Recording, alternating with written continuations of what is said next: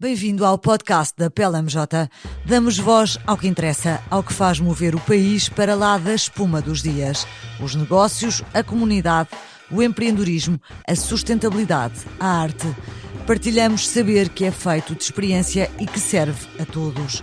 Move-nos a coragem para imaginar o amanhã e a vontade de criá-lo hoje. Juntos, a comunidade, os clientes, a PLMJ, a Fundação PLMJ, geramos impacto. Fique desse lado. Bem-vindos, regressamos à conversa sobre o Algarve no ano em que a PLMJ assinala 25 anos de presença na região. Temos vindo a falar com responsáveis de alguns dos projetos mais emblemáticos do Algarve, alguns dos quais a PLMJ acompanha há mais de 2 décadas. Ao longo do último quarto de século, temos tido o privilégio de trabalhar com inúmeros clientes notáveis que muito contribuíram para a vitalidade e prosperidade do Algarve.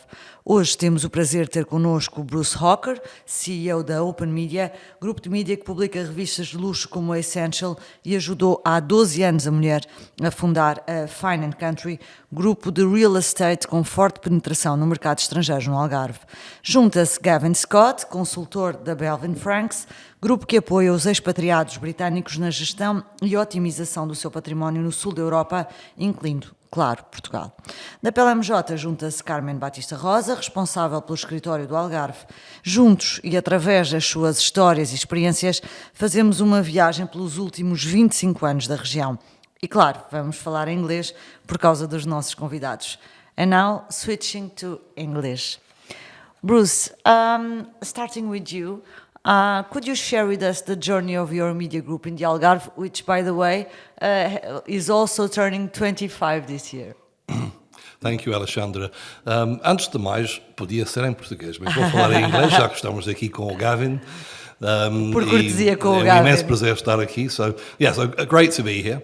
And so my journey in media actually started long before the 25 years ago. We launched Essential Algarve in the year 2000, but I started in publishing here in the 1980s at the age of 18. When I launched a publication here in the Algarve called the Algarve Gazette, which was the first free distribution publication ever launched in Portugal. And this was hugely successful. That's amazing. How do you turn 18 and have an idea like that? And by the way, why the Algarve? Okay, so my parents moved here in 1978, so I didn't have much choice in the... Oh, how trendsetters of them. And it was my late father's idea, actually. He came up with an idea for my brother and I. Neither of us went to university. He came up with an idea for us basically to have this free newspaper. He'd seen it, newspaper, magazine kind of thing. He'd seen it in other parts of the world, in tourist areas. It didn't exist in the Algarve. None of us had any experience, my father included. My father was a builder. He had no experience in real estate. And it was kind of originally sketched out on the kitchen table at home. And then we all decided that we were never going to be able to produce this without professional help. So we went to a very well-known company here in the Algarve who were already strong in those days, Atelier do Sol. Carmen knows Fred Phillips, and everybody knows he's a strong partner of ours over the years. And he designed the first few editions of that publication before we brought in our own designers and started putting it together ourselves. So fast forward, because it's a very, very long and probably boring story. No, not boring at all. 1991, there was a recession here in Europe, in the West, that everybody tends to have forgotten these days, because the big recession that hit us in 2008, 2009 was obviously far more severe. But that recession of 1991, at the time of the Gulf War, it actually killed our magazine, and it killed most of the other existing media in the Algarve. You published in English? Yes, in English. Yeah. Okay. Back then we were just in English. And at that time, we were already doing a bit of kind of graphic design work and brochure work, and for the next 10 years, really, until the end of the 1990s, I was focusing on design and marketing work So we were doing a lot of real estate-focused design work, working on major projects such as Expo 98, the then new bridge, Vasco da Gama Bridge. We did all the marketing literature for the visiting centre there. Lots of big developments in Portugal at the time, such as Penhalonga, Praia del Rei, hotels opening in the Algarve, such as Sheraton Algarve at Pine Cliffs and Villa Vita. We did a lot of high-end graphic design work. And but we always carried on doing publishing. We were doing custom publishing projects, magazines at the time for companies like Grupo Pestana, Quinta do Lago, Unique magazine at Quinta do Lago. We produced that for Quinta do Lago for 15 years. And we launched lots of custom magazines for companies all over Portugal. But really, at the end of the 1990s, we were doing so much of this, and I kind of realised, no, this is what I like doing, and I wasn't really enjoying the design marketing work that we were doing. I had lots of graphic designers working with me, marketing people, and I really wanted to get back into publishing, and that was the content part was missing. Yeah. And also having the complete control over what we do. So we realised that there was a void in the market in 2000 for a luxury lifestyle magazine. It didn't exist in the Algarve, and we launched the first edition of Essential on June the 1st, 2000, and it was a runaway success. It just went from strength to strength, really. Right up until the next big recession. We're kind of like Argentina. It's always a mix of we're rich, we're not. So But in the meantime, we launched Essential Lisbon, we launched Essential Madeira with a business partner. We had international editions starting at the time. We did an edition in Ireland called Essential Portugal Irish Edition, which ran for 3 years, was hugely successful. We launched it with a national advertising campaign in Ireland. We had a Russian language edition at one point when there was a lot of Russian investment going on in the Algarve. So there was always these international ideas that were behind the concept. We had a lot of international content in the magazines as well. And then another recession hit, and our advertising revenue dropped by 80% from... Keep calm, Trump is coming. There's another recession coming. I think we're a bit better prepared for it this time. Mm-hmm. So, it was very difficult for us. We brought in a business partner who basically helped us ride out that very, very difficult time. And then we started basically exporting the Essential project to parts of the world that weren't in recession.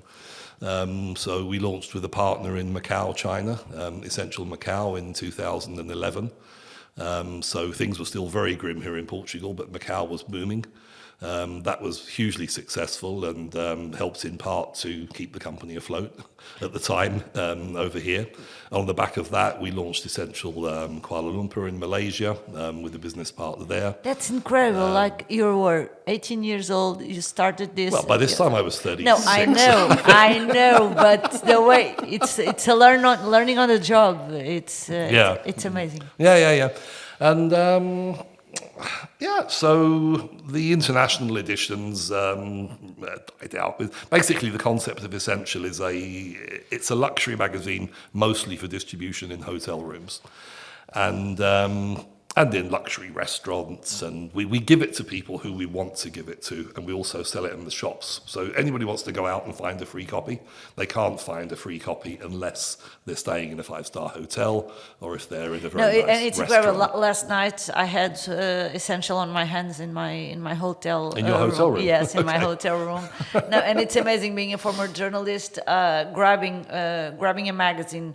Whose paper is great and has quality that we haven't seen for 15 years before media groups had to start cutting costs and doing it in in a way that it's not as elegant and has that quality. It's kind of fresh to have something with such quality in our hand. So thank you. Let me bring Gavin to the conversation. Gavin, can you tell us a bit about your work in helping British expatriates manage their wealth in Southern Europe? And mostly, I wanted, if you could, in your answer, to cover a bit the differences in geographies where the group is present. So Belvin Franks, we're present in 7 countries in total. We're here in Portugal, Spain, France, Malta, Cyprus, and the UK. So traditionally places that British expatriates move to retire. So in Bruce's case, I would have first met him through his father, who he said came in 1978 and became a client of the firm not long after that, moving down here. We'd be speaking to people like that. And the advice that we give is about the differences between financial planning from a common law to a civil law jurisdiction, and some of the changes and differences that come out of that. So it's very, very bespoke and very personal in the sense that, and the company grew from the idea that people could get tax advice in the UK. They could get tax advice, say, from one of the large accountancy firms in Lisbon at the time. But what they didn't have was a joined up plan of how that actually applied to them and how they would move their family down from the UK to come and retire in Algarve or move to new business opportunities in Lisbon or Porto. And it's a journey I've been on myself. So when Bruce talks about coming here with his parents, my children have that same story because we brought them when they were 6 or 12 to come and enjoy the lifestyle in Portugal and the Algarve and the business opportunity that came with it. So I've been on the same journey that we now talk to our clients about coming cross-border, coming from it's the UK. Walk the talk, right? Exactly. Yeah. That's amazing. Carmen, when we started this conversation, we were talking about the projects that have been bringing prosperity to the Algarve, and we have 2 of them sitting right here. We are celebrating 25 years in Portugal, in the Algarve, I'm sorry. What would you say are the features that make up for the prosperity of the project? It's this vision of future.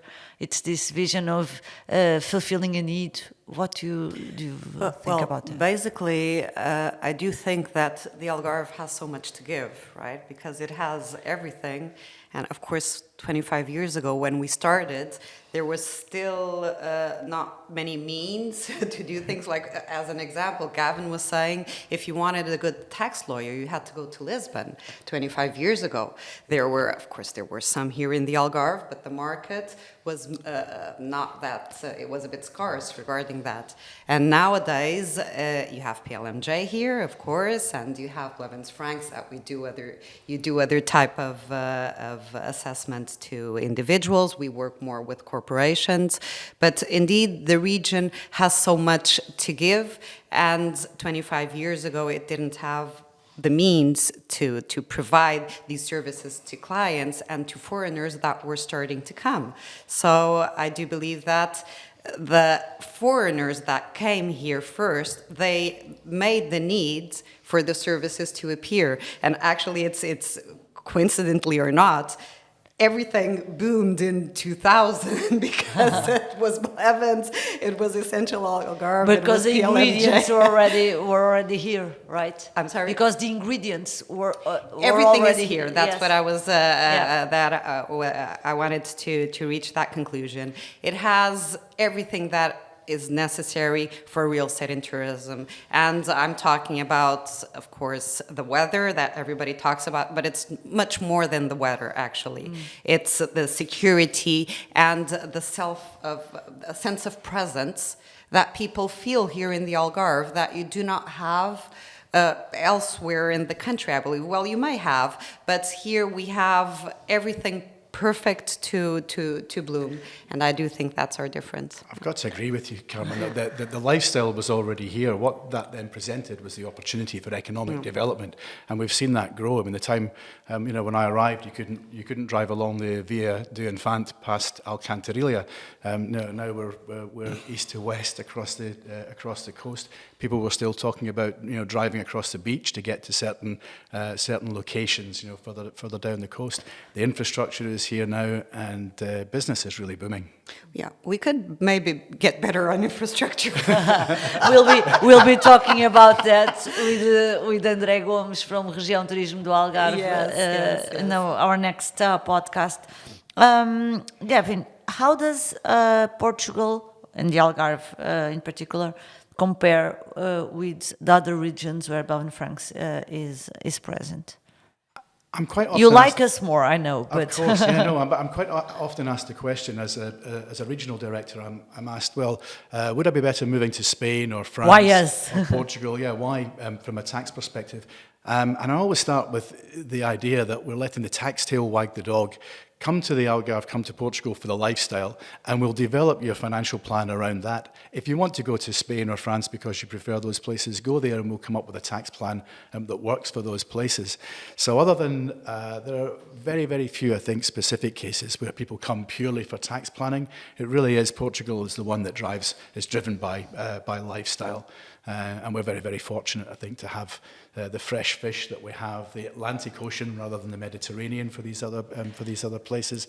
Bring that freshness, the wind, the sea, the sunshine. So I think that for me is always the starting point. There's no point in coming here as a retiree on the basis that you're going to come up with a great tax plan and life will be better because you pay less tax. We do pay less tax, and if we get the planning right, some simple mistakes that people make can put a lot more in their pocket. So just thinking about the difference between, traditionally British people will have their savings and investments in offshore locations, the Channel Islands, Jersey, Guernsey, Isle of Man, and that fits because the institutions there prepare a tax certificate for the UK revenue. They cannot produce one for the Portuguese finances.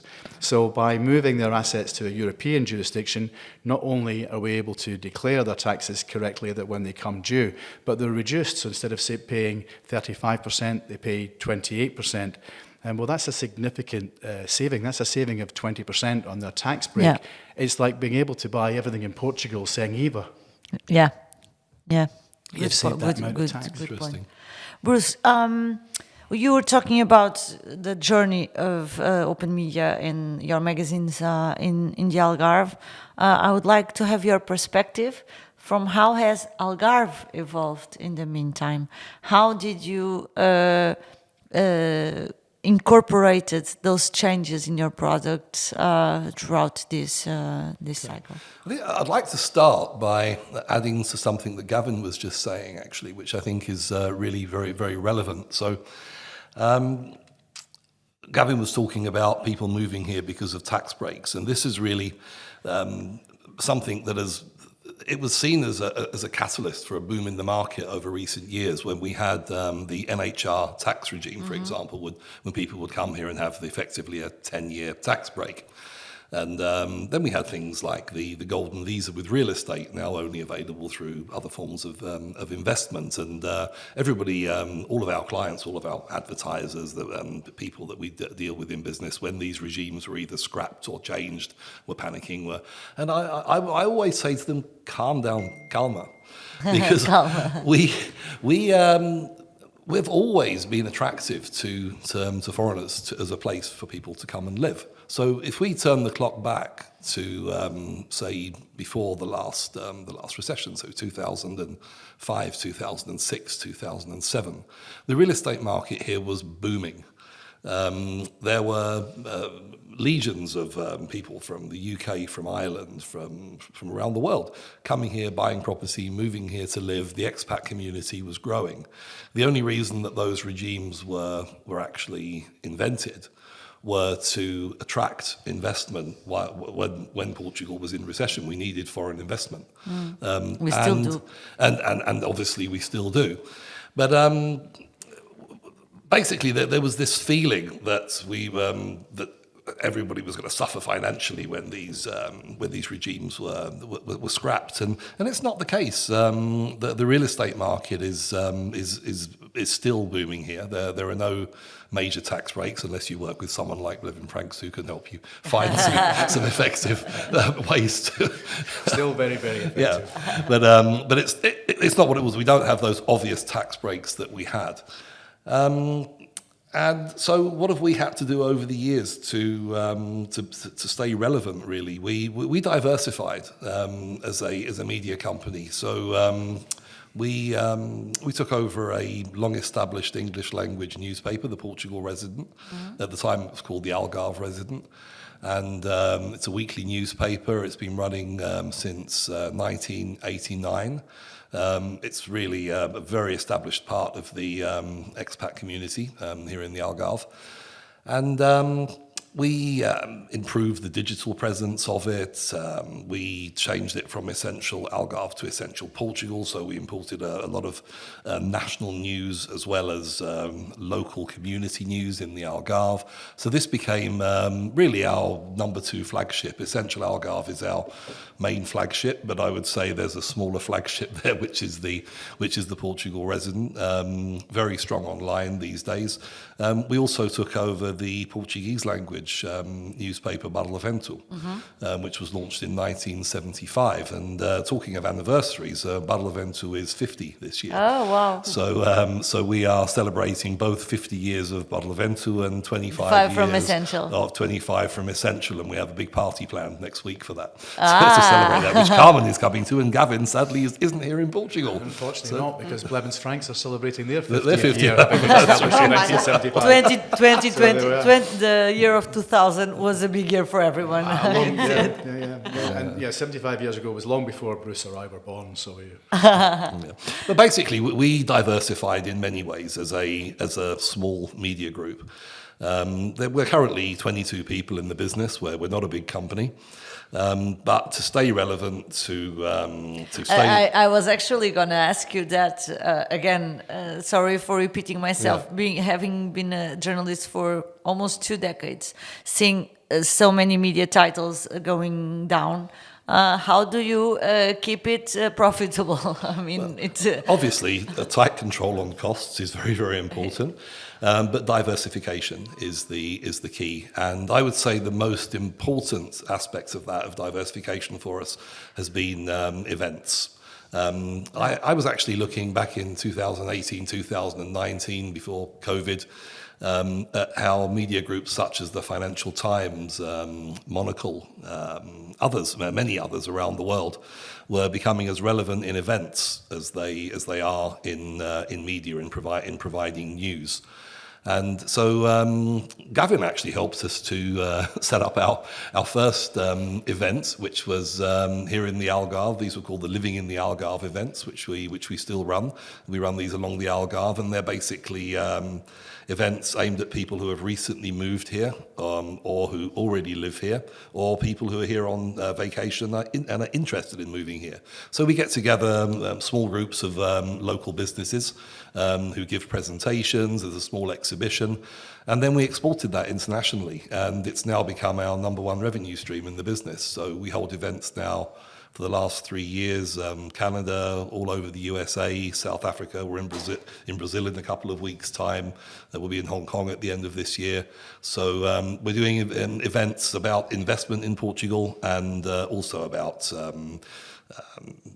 immigration to Portugal. So some of the events are more investment focused, others are more awareness focused. Awareness focused about various aspects of living in Portugal. So we'll have relocation logistics companies with us. We have health insurance companies with us, depending on which kind of event it is.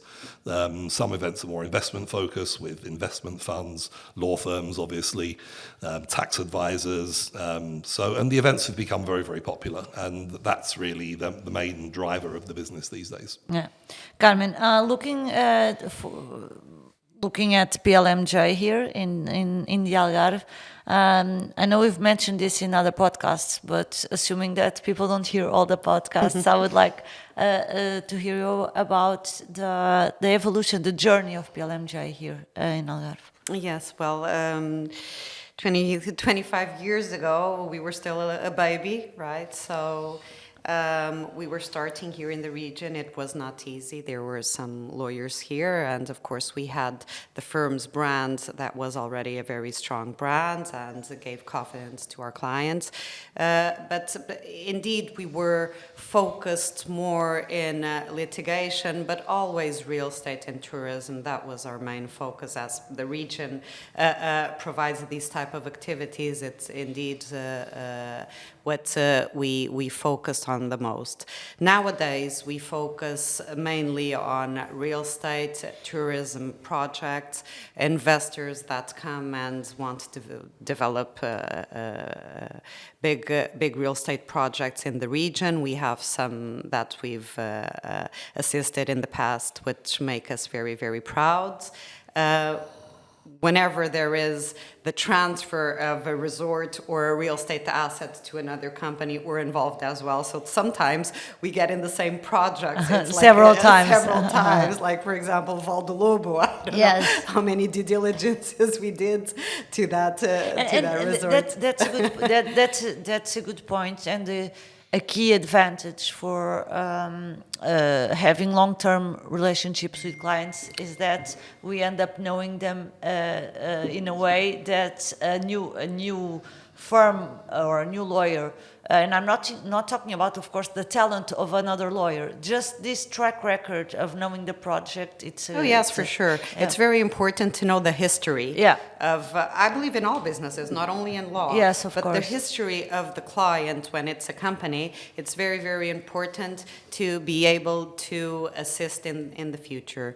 And of course, we have other type of assistance, mainly clients or corporates. Regarding private clients, I wanted to grab something that you said, Bruce, because nowadays we're seeing a lot of foreign investment coming from the United States, much more than 25 years ago. I personally don't recall in America coming to Portugal to invest. You had Brits, you had Irish, but a lot of people coming from the northern of Europe, but not from Canada. I'm Canadian, actually. This is but my parents were Portuguese, so it's different. You didn't find Canadians here or Americans investing, so it's a different type of market regarding our clients as well. It's a change from 25 years ago. Yes. Gavin, let's talk about the future. Let's talk about trends. What do you envision as being trending topics on your business? Yeah, I think the trends are already in place. So if we look back at the things that have already changed in the 25 years that I've been here, we lost, and the accountant that I was speaking to at the time, 25 years ago, said, no. Banking secrecy is enshrined in Portuguese banking. It's Portuguese life and culture. There is no way that will change. I said, well, you need to look at the European Savings Tax Directive that's coming along. And so we lost banking secrecy through that Savings Tax Directive. And today, when we talk about the Americans, the Canadians, and globally, we talk about CRS, the Common Reporting Standard, and the fact that today the world has changed to the idea that everything you do, you have to imagine that Finances or the relevant tax authority, Uncle Sam, if you've come from America, is in the room with you when you're doing that planning. And I think what we're going to see is far more legitimate planning in the future as we go, and really using the structures that are in place. So when we had NHR before, the non-habitual residence tax regime, NHR2 as it's been referred to these days because the initials are easier than the real initials. All of these things will start to use these structures and things as we go forward to do what I would call legitimate planning about putting the right money in the right hands at the right time. And things have just become far more transparent as we move forward. Okay. Bruce, future. Where do you see your media group going? Where do I see the media group going? I just think I think what Carmen was saying about how international the Algarve has become is incredibly relevant. You mentioned in the introduction that my wife runs a real estate operation here, and I think it's a typical example of basically they, over the last 2 years, have sold properties to people from 35 different countries. Yeah. And so how different the Algarve is now to what it was when it was just the Brits and the Irish and a few Germans and Better? and a few Dutch people. Better, I absolutely think so. We have the infrastructure, apart from all the potholes in the roads after the rain at the moment. But we have the infrastructure here. Where do I see us going as a media group? I see us diversifying the events that we are operating. Maybe not being so focused on real estate and inward migration. So we are becoming as much an events company as we are as a media company. I believe there is a future in print. I look at, for example, at my sons. They're 35 and 33. They both read print media. My son subscribes to The Economist in print, rather than just taking the digital publication. For example, I was. In fact, that my oldest son bought me a Kindle around 20 years ago. I used it for so many years, and then I haven't picked it up for such a long time because I prefer reading a printed book. And I think people like print media. It's a love object. Yeah, The print, it's a love object. So something that we're doing with Essential at the moment, you mentioned about the paper, is we're making the magazine more tactile. So if you notice, we have 3 different papers in the publication now. So people are going through different sections or in different papers. It's something that people want to take away. Sensorial experience. And keep on their coffee table at home. And I just think we need to stay relevant, certainly there is a future in media, but media companies need to remain relevant. I think that's the key. That's key. That's key. Do you think there's a trust there, Bruce, in the sense when you're publishing that people are being bombarded with so much information, and thank you, Donald Trump, for the term fake news. We're all looking for that trusted source at the end of the day, and the fact that it's in print, it feels legitimate in a way. Yeah. Never very thought often about it. we don't feel that from digital in the same sense. Very good point. Absolutely. And you Very can good read point. it at your own pace, because sometimes when we have our cell phones or other technology, things are just, pop-ups, and it's so much information. And with a book or a magazine, you take your pace, you have your time. And it's not only your eyes or the touch of it, it's the smell of the books and the magazines. Yeah. It's I agree, and you are consuming something different. Like when you read The Economist, you're not looking for information; you're looking to understand something. And I think that's why the print still has a place in the market, in the sense that, but it has to have great content. It has to be viable. For example, our Portuguese language newspaper, Barra Vento, the beginning of last year, we produced the last print edition, and now it's just online.